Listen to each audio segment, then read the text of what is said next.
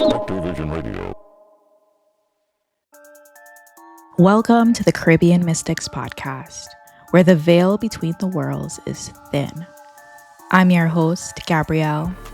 I explore the true supernatural stories born from our island's unique blend of mysticism, superstition, and lore. These are real accounts from real people, and the encounter you're about to hear might just be from your very own backyard.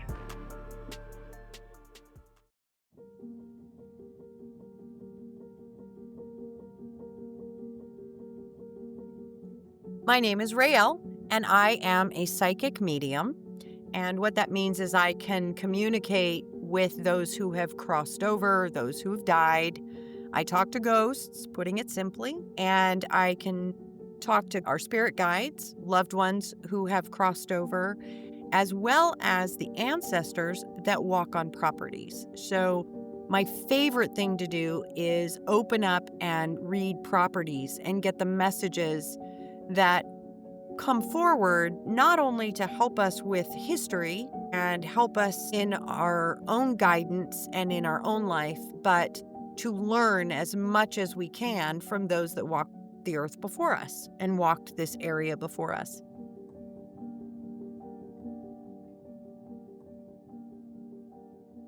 I had this wonderful couple that had heard about me, and they reached out and they said, "We want you to come read the property." They didn't tell me why, which is interesting because sometimes people are looking to buy a house or sell a house or renovate, or they've got ghosts or paranormal activity. They just said that they were interested if there were any messages. And I said, okay. So I let them know I need the address either the night before or the morning of.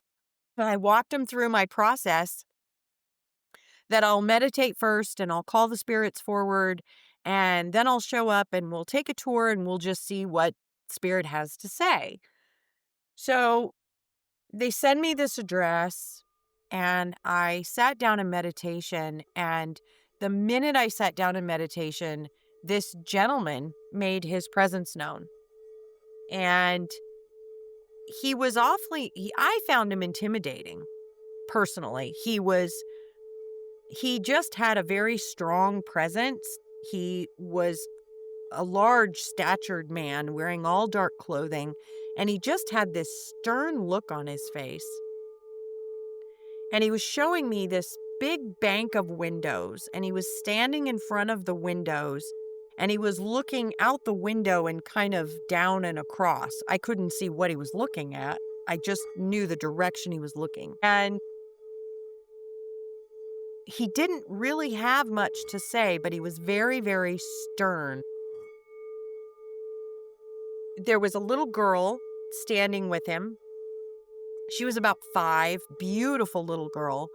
And I know that she was letting me know she was afraid of him, and she was crying.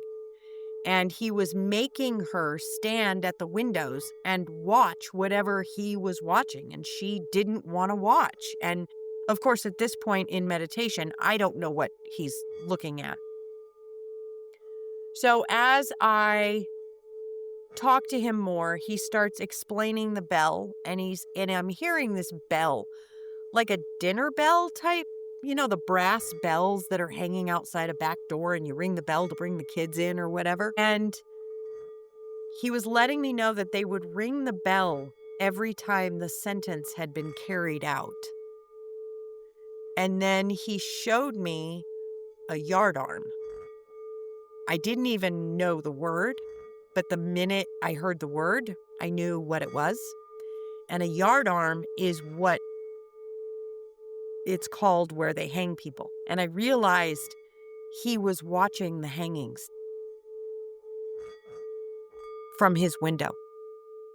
And I knew from what he was showing me that he was a lawman of some sort, and he was the one responsible for ensuring that these sentences were carried out.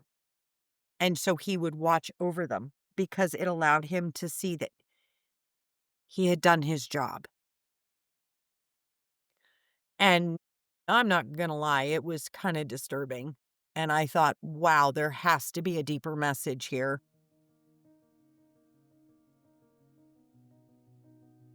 I go to the property. I'd never met the couple before. And the house it's a beautiful house. It turned out it was in downtown Christiansted on the island of St. Croix. It was built in the early 1800s. It sits on a hill and it overlooks, when you're standing in the driveway, you can see right beyond into the harbor. I thought, wow. So met the owners. We did the niceties. Nice to meet you. Super nice couple. So you walk in the door and you're in this great room. It's like a dining room, living room combo. And the entire right wall, which would be the east wall of this house, is solid windows. And I recognized them immediately from the meditation. And I had to go walk to the windows. I said, I'm so sorry, but I have to go look out your windows. And I went to the spot where I knew that this gentleman had stood at one point. And I looked out the window. And I had an even clearer view of the entire Christiansted Fort and the harbor. And the harbor is Gallows Bay Harbor. I didn't put two and two together. I did not know at this point that Gallows was what they called the area where they did the hangings. This is where Gallows Bay got its name.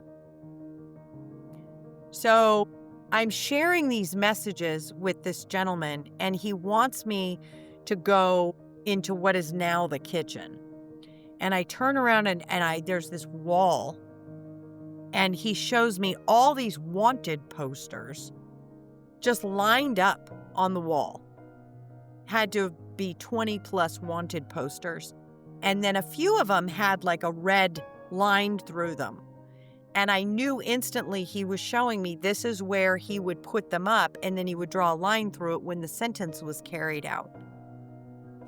And I kept saying it feels like he is a lawman and he's responsible for carrying out these sentences. And so I get all of this information, and he starts shifting the message to more personal to him.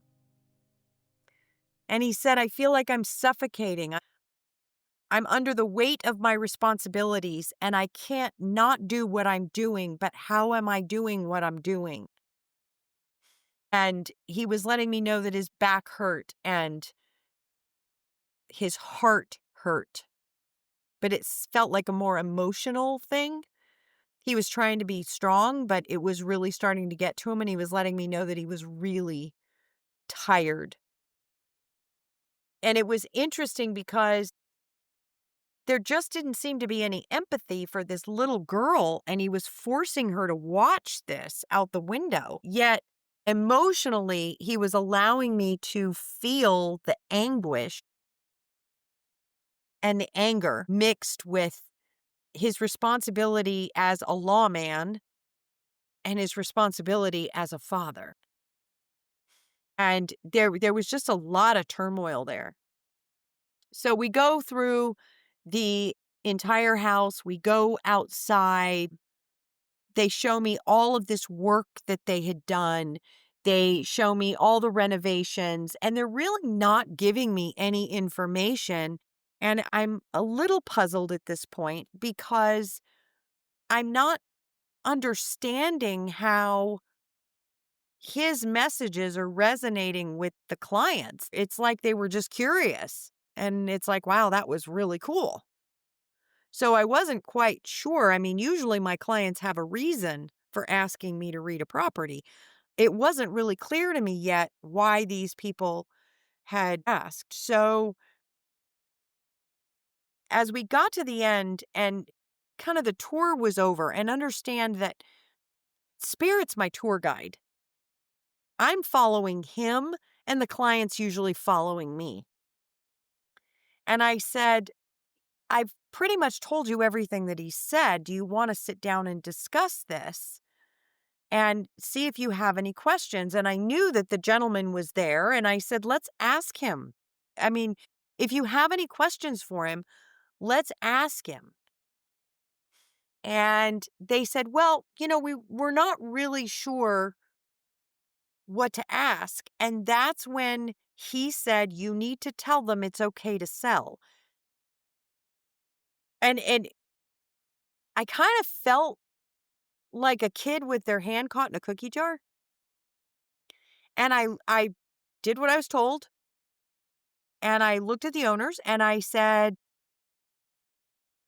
"You said you don't have any questions, but he said to tell you it's okay to sell. You're supposed to know that it's okay to sell." And you would think I just slapped this couple. The look on their face was like I had just slapped them. And they said, I'm sorry, what?" And I said, "He's very clear that you're wanting to sell, and there's some sort of question or turmoil that you're having over this decision, and he's giving you a blessing to sell."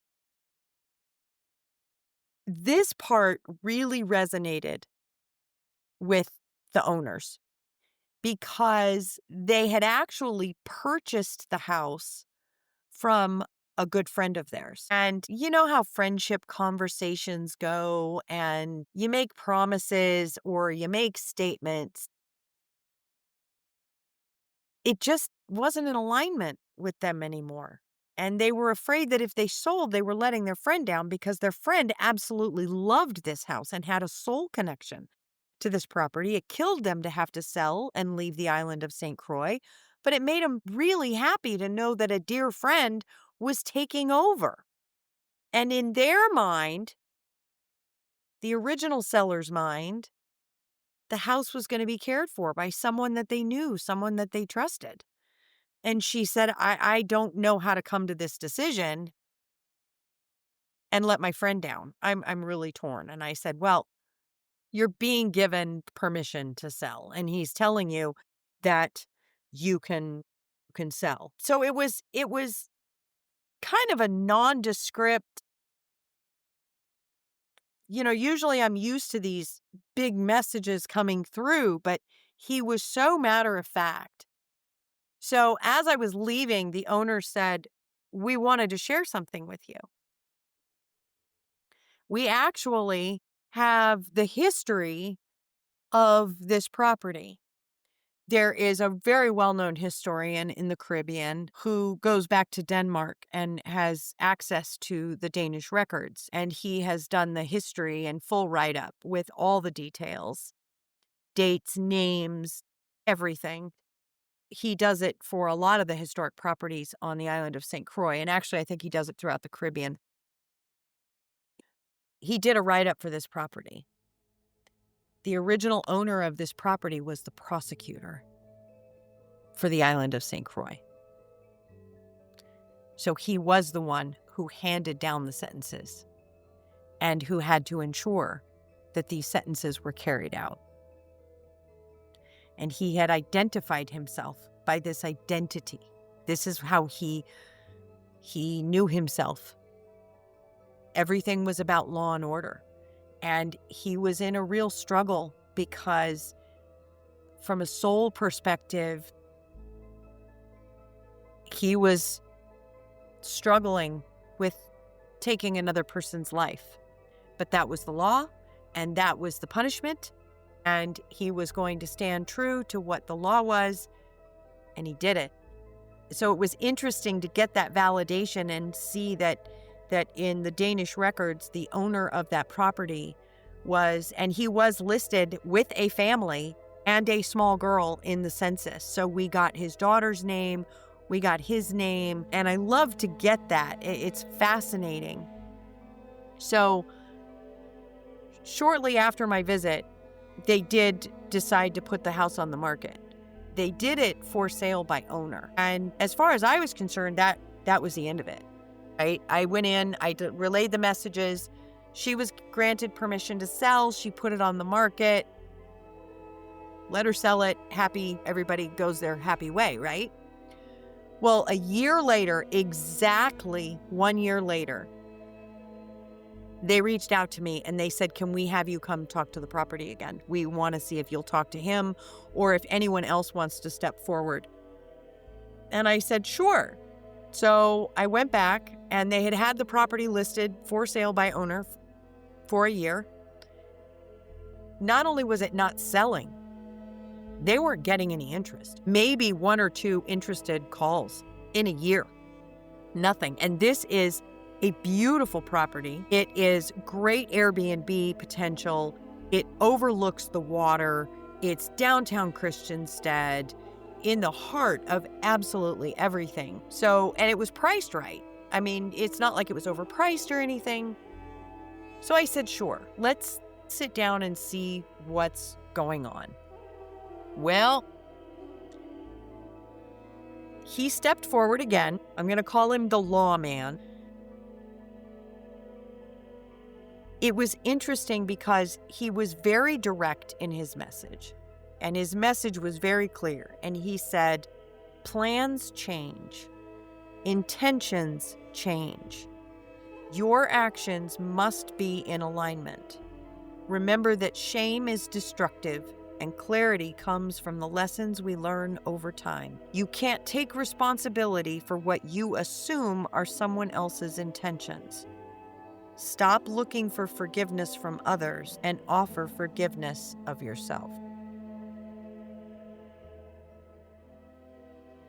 And it kind of took my breath away because it was like, wow. So what he's saying is, yeah, you had great intentions when it started, but guess what? Plans change, intentions change, and you're feeling guilty because you're assuming what someone else's intentions for this property were. You assumed those as your own, and they weren't yours at all. And now you're feeling guilt for someone else's assumptions. So forgive yourself. And she said, well, what does all of that mean?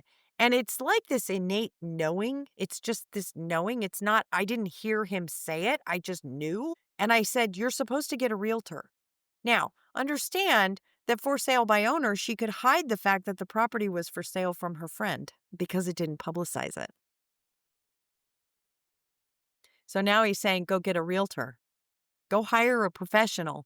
Get it out on the market, which meant she had to publicize that she was selling this property. Not only do you publicize it to the prior owner that was your dear friend, but you're publicizing it to everybody on the island of St. Croix who knows that you bought it from this friend who, in many cases, is still in touch with this friend. So now you're announcing. An island is a small community. It's like living in a small town. Everybody knows everybody, and everybody knows everybody's business. So asking her to get a realtor means you're going to publicize it. I said, you need to get a realtor.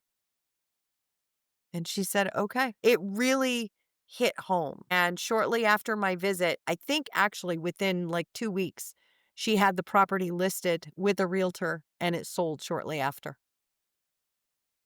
But I knew going through that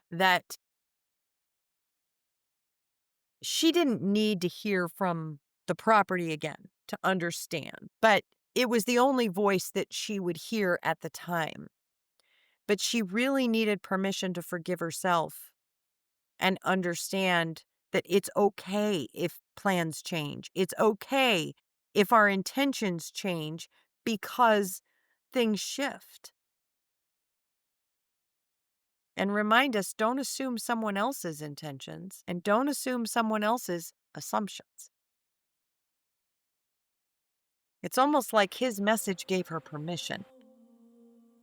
When it comes to working with properties from a paranormal perspective or a spiritual perspective, in many cases, I believe that we are called to where we need to be, and that the course of action to get us to where we are living is orchestrated by a lot of different elements that factor into it. It's divine guidance, it's free will, but think of it like a puzzle, and there's all these puzzle pieces, and that's just one piece that as you put it together, you get the big picture.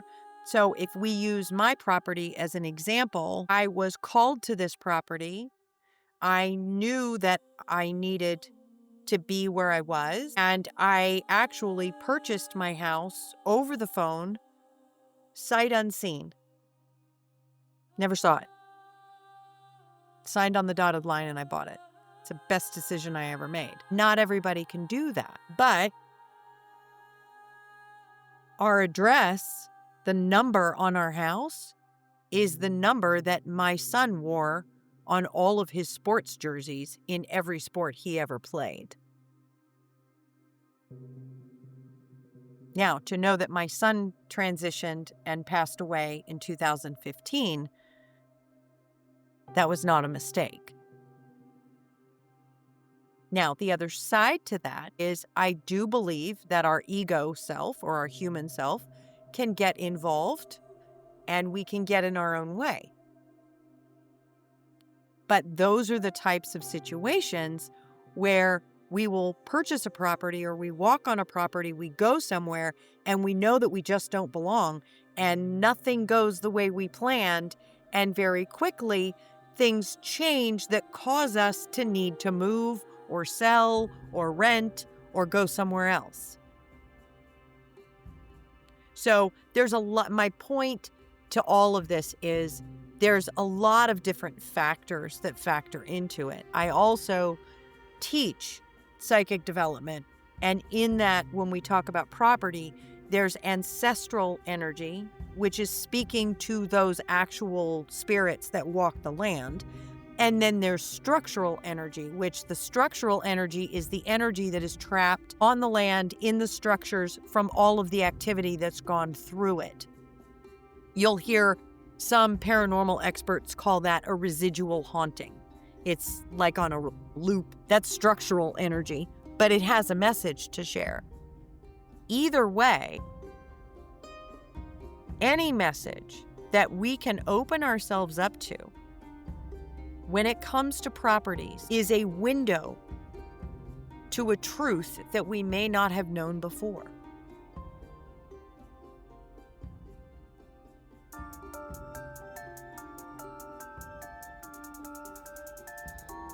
Thank you for listening to the Caribbean Mystics podcast. If this story resonated with you, please share it with someone.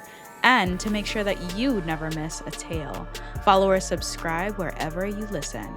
We are always seeking true stories.